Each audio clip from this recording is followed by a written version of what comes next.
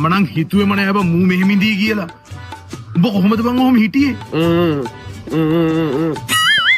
දැන් මොකද බං ඔය ගහන්නේ? බය නැතුව ඉඳපන්. උඹව මරන්නේ නෑ. උඹේ ටාස්ක් එක දින්නා.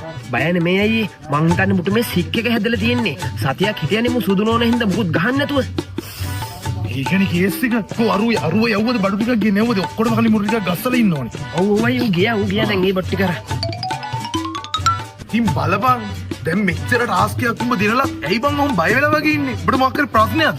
ප්‍රශ්නයක් නම් කියපන්. ඔව් මට ප්‍රශ්නයක්. ඇයි බං? ප්‍රශ්නයක් තියෙනවා නම් හිතේ තියන් ඉන්න නැතුව කියන්න බෑ. උඹේ ඕන ප්‍රශ්නයකට මම දැන් උත්තර දෙනවා. කියහන් මොකද්ද ප්‍රශ්නේ? දැන් ඔයා මහවර කාමරයේ ඇතුළට දාලා හැම ගංජා වර්ගයක් මේකට දැම්මත් එක්ක නේද? ඔව් යකෝ. එච්චර જાති දාලා උඹ ඒකක්වත් නොගහ හිටියා. උඹ